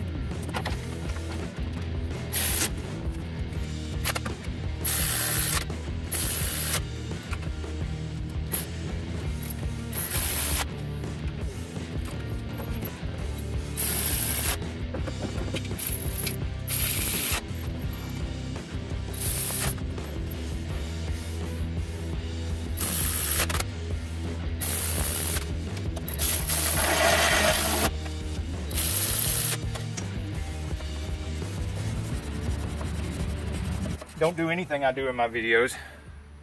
Don't do anything I talk about in my videos. You could end up burnt, bruised, or bleeding just like me. Or you could tear stuff up. Even I tear stuff up sometimes still. The only safe way to do anything like this is just to pay somebody to do it.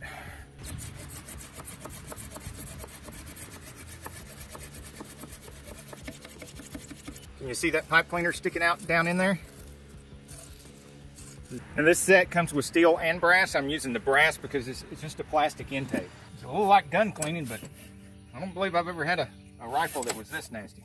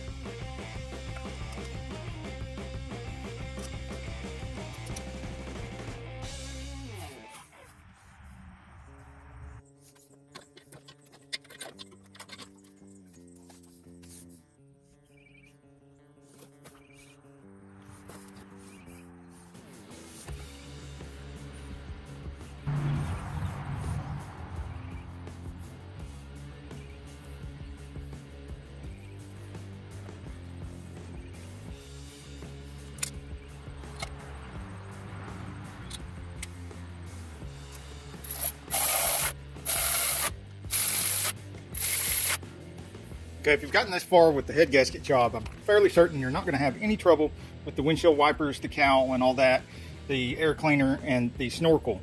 But I want to give you a little look at the wire connectors.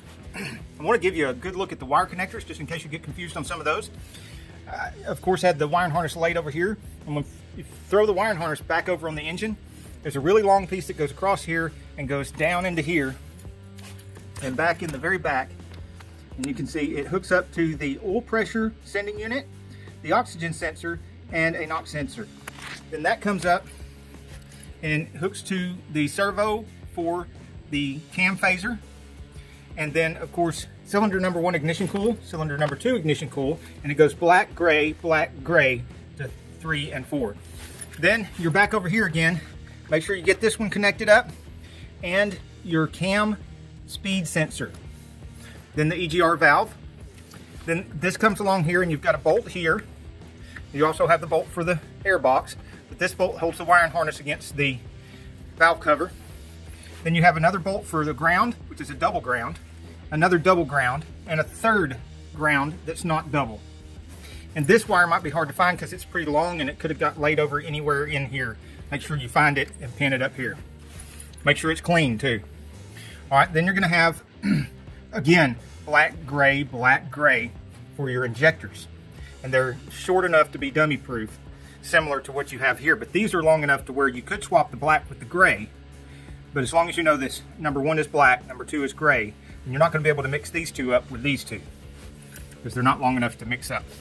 All right, you've got some more down here, which you can't see at this point, but obviously you have one that connects to the electric water pump that won't connect to anything else. Another one that you've got disconnected from the air conditioner compressor that won't connect to anything else.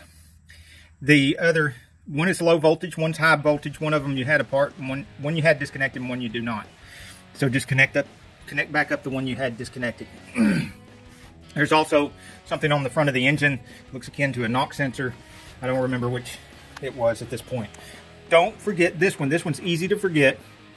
This is the MAF sensor, and it has to be hooked up. It's not very long. It's difficult. You got to be putting the box in, or the box cover on, while you connect it up. There's also one down there for the throttle body. You see that little wire? That's part of that goes into the connector for the throttle body. Then there's another connector over here on the other side of the throttle body. And that's about it. Pretty sure we got them all.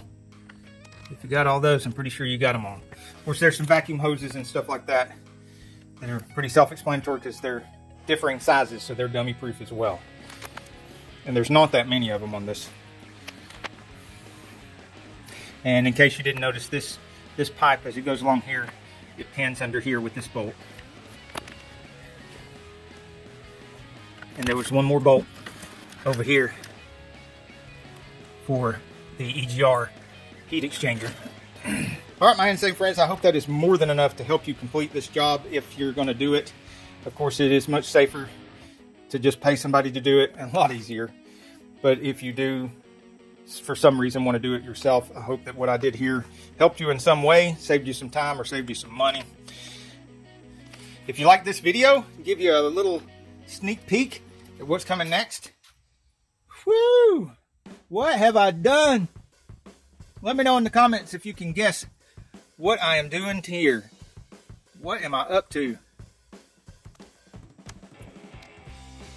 Woo! This is insane! And when you complete a job like this, don't forget to plug your batteries back in. And when you plug this back in, well, I'm not going to do it now because I've got the dash all apart. But don't forget to, once you've put this in and turned it, to push this all the way to the passenger side to engage it. Otherwise, you're going to have a triangle of doom. I've also got quite a few things underway on the Corvette, and I am filming it for you guys, so don't worry.